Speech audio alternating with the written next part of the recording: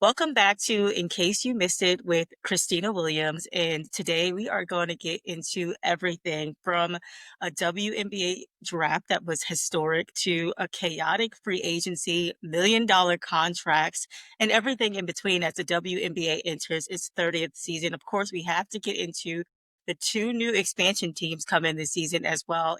Joining me today is newly named NBC Sports analyst LaChina Robinson. LaChina, welcome back to the show. Khristina, thank you so much. That was an announcement made by Front Office Sports. I don't have anything official next to my name right now, so stay tuned. Sources say. Hope there will be more good news coming. But no, thank you. It's always great to be here. Absolutely. So I want to jump right into it because I feel like things are moving so fast in the women's basketball world. We just completed the Final Four. UCLA won their first title in the team's history, and then we get into the WNBA draft. But before we get into all of that, I want to start with free agency because it's been a crazy week for me, at least as an insider, but for all of the movement happening around the W. When you look at free agency, and this one in particular, what stood out to you most about how teams are approaching free agency this year? Yeah, I've been saying it really leading up to free agency since the offseason started that this was going to be a do or die season for a lot of general managers in the WNBA. They had an incredible job to do, an uphill battle in this offseason with the majority of the league being available in free agency, which is great, but also not knowing a lot about the CBA and what the salary cap and some of those other aspects of negotiation were going to look like until the final moment. And so you could sit back and kind of sketch out the details of what you want to do as a general manager. But I just feel like we are in a stage in the WNBA where these GMs are under the microscope. There's a lot of pressure.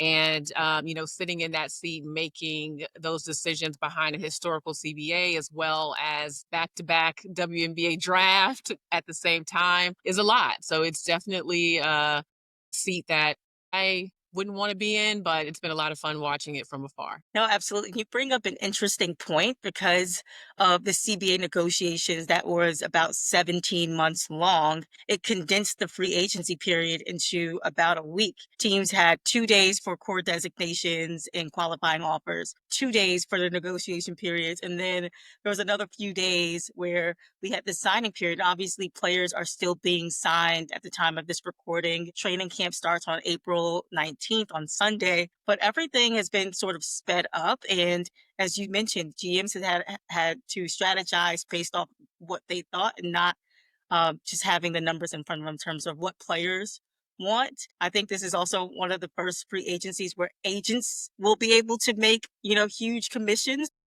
A lot goes into free agency this season moving forward because there's so many different factors. We've seen a lot of movement going around the league, especially with some of these $1 million contracts. So we are in a new era of the WNBA, but what does it mean for the league that we're now seeing players like Asia Wilson get deals at this level? Man, it's a beautiful day. Isn't that the song? I have enjoyed watching that headline flash across my television and on social media because we weren't sure if this day would ever come. And you have to tip your hat to the incredible job that the Players Association did in negotiating and pushing when everyone else said, this is a good deal, let's just settle for they never settled. They stood on business, and this increase is historical, the biggest jump ever in sports history. So I am impressed with what the women have done and just bringing it to an even macro level of what this CBA is going to do is it's going to reset how we think about the value of women's sports. It's going to also reset how we talk about negotiations and the value of women at a macro level, right? In greater society because of what the WNBA is doing right now. Also, for most of these women, or majority of the women in the league are Black women. So you look at how that then drills down and impacts communities that we know about the wealth disparity that need this influx of cash in the hands of women where this hasn't been available historically. It's a success on so many levels, and we always knew that these were the best players in the world, but they weren't always paid like that. They weren't always as visible as they should be, and we see those numbers and those metrics starting to move in the right direction to meet the talent that's on the floor every night. I want to throw out some stats real quick. According to multiple reports, the salaries in this CBA jumped about 367%. And then the number one pick in this year's draft, AZ Fudd, her rookie salary will start at $500,000. And we mentioned Asia Wilson. Her deal in particular is very special. It's what many people, according to her hoop stats, are calling a floating supermax. And so her deal was 3 years, about $5 million. But Jade Lee, shout out to Jade Lee, her agent, was able to negotiate a first ever floating supermax where Asia Wilson's salary will reportedly increase 20% based off the salary cap raises for the Aces. And that's the only deal right now like that in the WNBA. So shout out to the agents who are working really hard right now to make sure their players get what they're worth. So I think it sets a precedent, as you said, for women athletes everywhere. But it's amazing to see because I've been covering this league for almost a decade, which is weird to say. About this is my eighth season covering the W, and just knowing that some players years ago was making $36,000 as their starting rookie salary, and just seeing it jump and jump and jump, it just goes back to the players standing their ground and standing on business. You're a OG. That's what I hear you saying. You are officially an OG now, Christina. But yeah, no, it is really a testament again to just the product on the court. Like I always try to bring it back to the craft and that these women have lived in across the world to play the game that they love, to earn the money that they feel like they deserve. They've been away from their families, they've sacrificed, they've taken less, and those days are gone. And yeah, you're absolutely right in that we're not very far. I mean, shoot, I think the rookie number one pick went from 78,000 to 500,000. Like that's just insane, but very deserved and probably more. Let's be honest. Like as big as the jump is, these women are worth so much more. Yeah, the CBA is yet to be signed, but there's been multiple reports by other reporters that state that with this new CBA, first round draft picks will get 1 year guaranteed contracts. So that is also a first for how teams are able to manage rosters and make the money work. But when you look at teams and this free agency, what teams do you think got better? When I look across the board, I do want to just point out quickly because I know I talked about GMs is, money can be a great equalizer, right? And so as soon as I saw the numbers of the CBA, my concern then for many teams was, are you going to be able to retain all the players that you want to on your roster, right?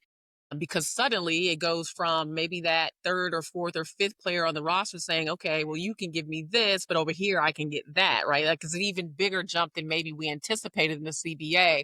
So my eyes automatically go to the teams that were able to keep their core in place. And one team that I have my eyes on for a possible return to the WNBA finals would be the first time since 2013 is the Atlanta Dream. And the job that Dan Padover has done there and keeping his roster intact, like re-signing. That's the thing. These GMs were starting with nothing. So you literally had to build your entire roster with the assumption that the players that you wanted to stay also wanted to stay. Right. So you have a Ryan Howard and an Alicia Gray and Brianna Jones and Naz Hillman and Jordan Canada that decided to stay. You add to that Angel Reese, and this team is definitely one to watch.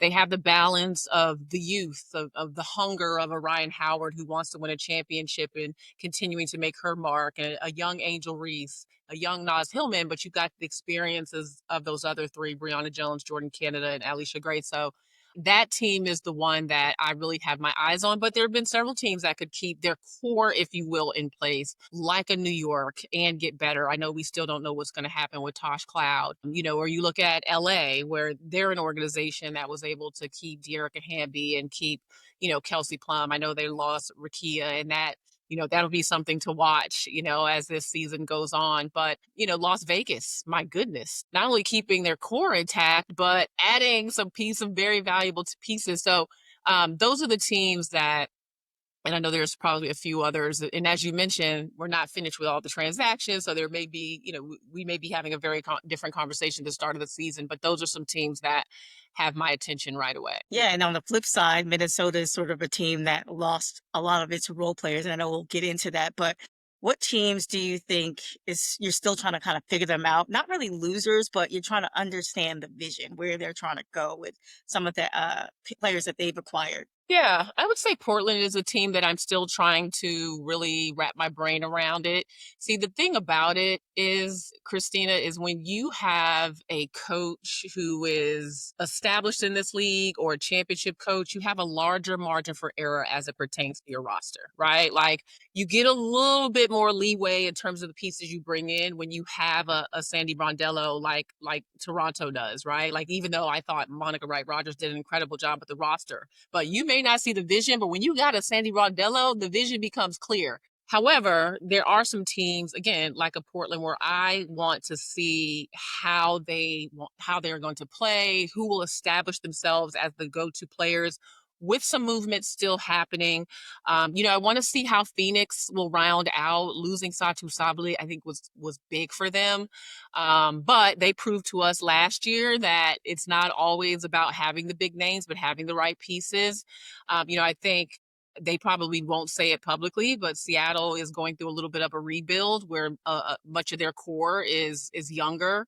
And so, I think teams like that, I'm trying to see the vision, but again, coaching buys you some opportunity from what we may look at the roster right now and say, how is this going to work? There's also a lot more to play with there. And I wanted to add in terms of the rosters that stayed in place, Indiana Fever, right? Like getting Kelsey Mitchell back was big for them, right? Everyone was wondering in the offseason, would they get Kelsey? What's happening there? They add Mo Billings, who has great chemistry with Caitlin Clark and pick and roll. So I thought they did a nice job of keeping their roster together as well. I couldn't agree more. Lots of movement going around. And I know there's a lot of discourse, right, with fans not understanding how all of this works. But with the new CBA, we're also seeing more international players come over. How do you think that's going to help shape the competition? Yeah, I mean, it goes back to the fact that there's a lot of respect for the international game. And I think about it a little bit in terms of what we've seen on the college level, where all of a sudden those first year freshmen were maybe not the first priority over someone you could get experienced in the portal or, building your roster with more experience. And as we both know that a lot of international players have been pro for a long time, right? Their system is very different. So you have an opportunity to get talent on your roster that has played internationally, played at various levels, played for championships, played for Olympic gold medals, played for, their country. And it's clear that teams like Minnesota and looking at various rosters that overseas scouting is going to be a priority. These coaches have or GMs have more money. There's been an established success metric for international players that have played in the WNBA. So shout out to all of those who, we're now looking at as the faces of their teams or organizations or key contributors that have come from the international market. So yeah, I mean, I think it's smart to ensure that you have all eyes on any available talent. And I think it's a more attractive sell now for the WNBA for international players, right? There's more money there. The league is growing. There's, the reputation of the league is booming. I mean, it's just, to me, yeah, it's going to be a factor moving forward. Yeah, and I think about the success of the Valkyries and their first season, how they were able to put together a roster that had 7 international players and how successful they were in year 1. So it kind of sort of set the blueprint for what teams can do with international talent coming over to the W. I want to stick with New York for a minute because I know we mentioned Natasha Cloud. As of this recording, is still on the board. What stands out to you about how New York has been able to handle their free agency given how last season ended for them? Yeah, I mean, when you've already had a coaching change, right? So you're coming into the season with a lot of unknown from that standpoint. And so I would think the strategy is absolutely let's run it back with as much of that core talent, okay? Because let's not forget, this was a group that has been successful. I know that Cloud wasn't on their championship team, but their core for the most part has been together. And so when you have already a change at at the head coach position, why not try to keep the core of your roster there? They all seem very happy, love it in New York. And, shout out to the ownership group there and what they've been able to do and just building that organization. It's like the North Star. Let's be honest, the cultural relevance, the practice facility that's going to be amazing, all of the things. But yeah, New York will be a contender if nothing else happens, right? But it's always a business. And again, I don't know if their intent is to put Sabrina on the ball more. If they don't resign Cloud, it could have a lot to do with their style of play. Again, I go back to coaching, and that's something just to keep our minds on is that oftentimes the decision of the GMs reflect what the coach wants to do, what playing style, what they want to implement. And we have several new head coaches, in the league or coaches that are in new places. So, yeah, with that, I mean, I have no concerns around New York. And I, again, feel like they can win a championship with the roster they have now. And they're big.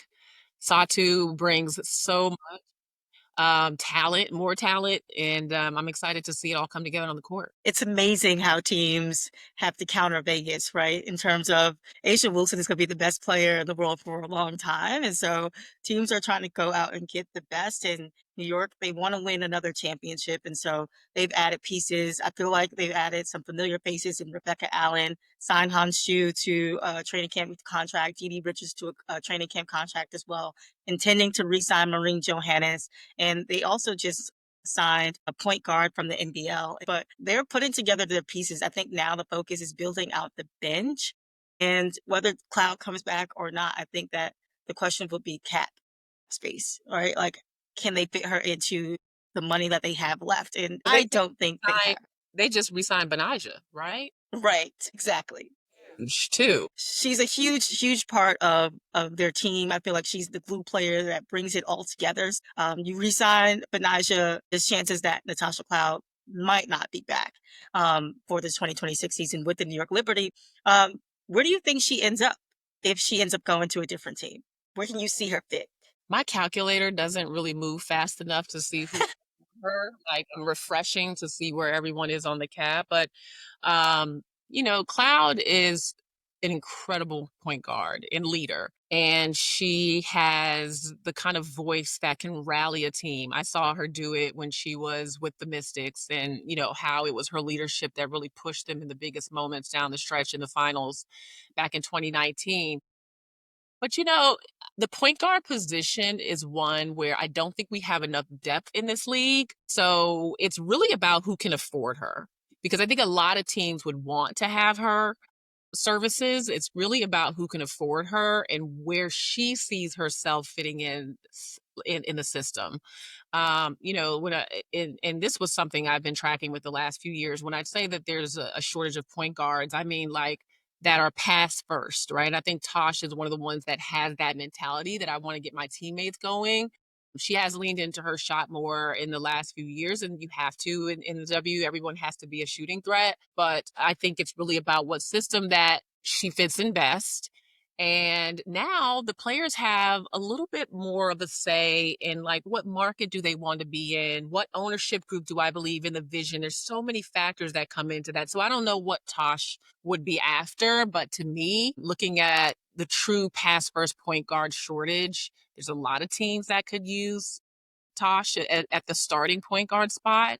But it's just about who can afford her and where she wants to go. Gonna say my thought is the Mystics. I feel Okay. like this is a roster that's young in turns. They just drafted Lauren Betts, added Cody McMahon. Michaela Onyenwere is the vet now on that team.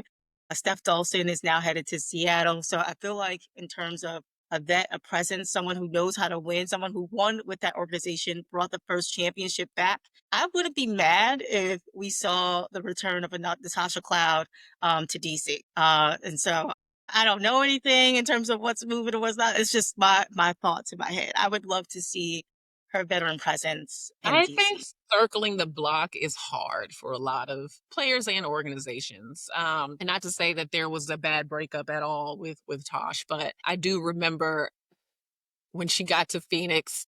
I'm trying to remember her exact words to me, but I don't know how that relationship ended, and that may play a part in this. Not that fences can't be mended, but yeah, I think with everything you name from a pure basketball standpoint, yeah, I mean they lost Alicia Clark. She was their more veteran voice. That is a young team that needs like a real foundation. But I also believe that Georgia Amore is going to be their point guard of the future. And not to put any pressure on her whatsoever, but I am an incredible fan of her game. And I would believe that based on what we're seeing from the Washington Mystics and how they're building through the youth and building through the draft, which they did a phenomenal job on the draft, on the players they drafted, I see them leaning into Georgia Amore as their lead guard. And I think Tosh is a ball dominant guard that needs to have the ball in her hands. So I want to move right along because we talked about Portland a little bit earlier, but I want to know some of your thoughts on the Toronto Tempo and their identity that they're shaping up as they look to make their debut this 2026 WNBA season. What do you make of how they built through expansion and the free agencies? Monica Wright Rogers is, to me, on the right track. I said that during the expansion draft because I could actually see how things were coming together. And people were skeptical and critical of, her signing Marina and Brittany Sykes out of the gate for $1 million deals. But I think when you're looking now at talent and how the teams in the middle of the pack are like, okay, who's going to be the face of this thing? Like, I can appreciate the move that she made with those players being available, right? And so when I look at their roster, which I always have to refresh because who knows what just happened, but Niara, we all know, is a star. She is healthy and on the floor. She's fantastic. Julie Alamon is an underrated point guard. Like I say that going back to her days in Indy, loved her game. We haven't seen the best from her in the right system with the right guidance. Sandy Brondello, I think we can see a real threat on the floor from the point guard spot that's just her name amongst the better guards in the league this year based on what she has around her. And then, you think about a player again like Brittany Sykes who can get out and run, and Marina Mabry, look at what she did in Unrivaled. There is a lot there to work with. As I said earlier, when you have a head coach like Sandy Brondello, you have more room for error or margin for error as it pertains to your roster. I like Isabel Harrison. They just drafting Kiki Rice, DMV girl. There's a lot to like about this roster. And so I believe that Toronto will be a very competitive team in the league this year, just based on coaching. Now, do I think they're going to win a championship? No, I'm not saying that. Miracles do happen, but that's not on my rate for them to be competing. But I think they'll be a good team. Yeah, and I think most of Sandy's philosophy as a coach has been that 5 out offense that she loves to run. And so they've added players like Kia Nurse. They have Maria Conde coming over from Spain and a lot of international talent. So they have shooters. I think they also just signed Dara Mabry, Marina Mabry's younger sister. They're adding the shooting pieces. As you said, they have the defense and Brittany Sykes and some other players. All right, so I want to get into the WNBA draft that just happened this past week. AZ Fudd, she went #1 to the Dallas Wings, and I think a lot of people thought that our fam would be selected at #1 based off team need. How do you assess AZ Fudd going to the Dallas Wings? Yeah, well, first I would say one of my biggest surprises just in all these transactions was Arike coming back to Dallas. I just thought that Arike was going to get a fresh start and go somewhere else, and it was kind of time to part ways. So that was the first thing that happened in Dallas where I was like, okay, what is going on in this organization? But I like AZ, and what I like about her game is that she doesn't have to have the ball in her hands. You got two players, which I believe, Paige Beckers is best when she is controlling what's happening on the floor. And then Arike, who likes to get in her shot off of the dribble. But now you have a player that can cut and move in space like AZ Fudd. And I believe that AZ still has other layers of her game that she's getting back to. It's well documented the injuries that she suffered at Connecticut, but I believe that, and because I've watched AZ play for a very long time, that she will continue to unlock other aspects of her game that used to be more available to her in a non-Connecticut Husky system, right? And so I really like her fit. And, the good thing about Minnesota and Seattle, that 1, 2, 3 is that no matter which one of those players you picked, which those seem to be the three that everyone was saying could be the #1 pick, you're getting a #1 pick caliber player. Like it's all right there. This is the first year that we really were unsure of who that #1 pick was going to be, first time in a while.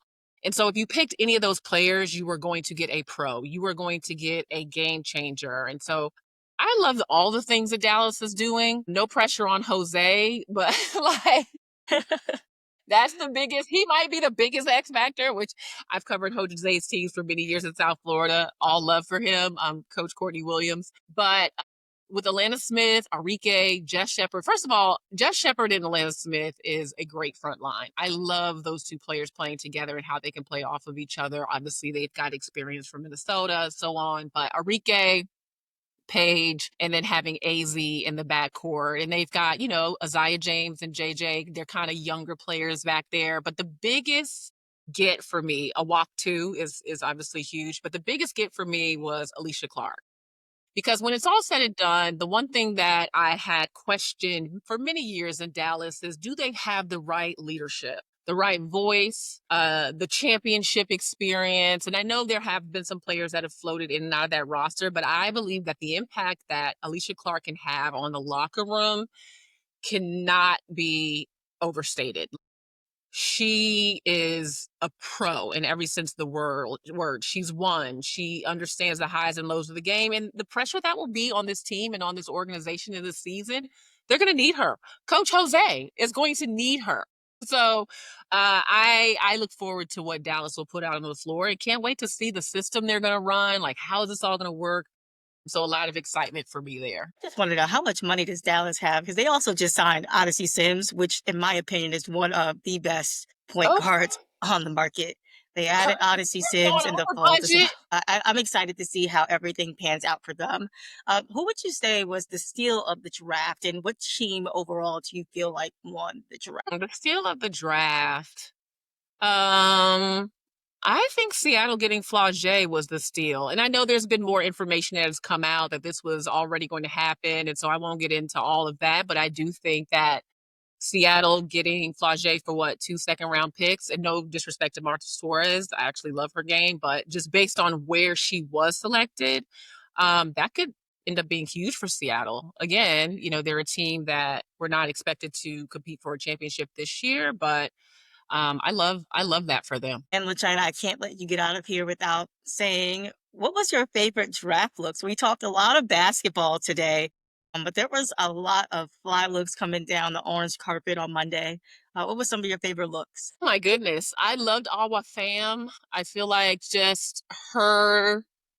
It's probably more of her frame, like they're just the long arms and the beautiful skin tone up against the red, and I can't describe it in fashion terms because that's not my expertise.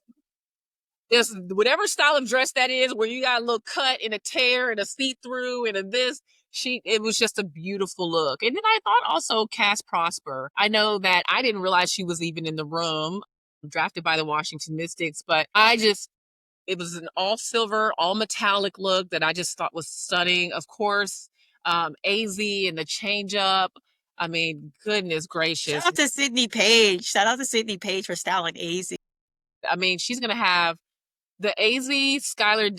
Yeah, Sydney is the bomb. And then of course, Flau'jae, who looked like she was going to the Met Gala. Like I think all the women were beautiful. But I remember saying to myself, "Wow, Awa looked stunning, like just breathtaking." So I would say that's my favorite. How about you? Yeah.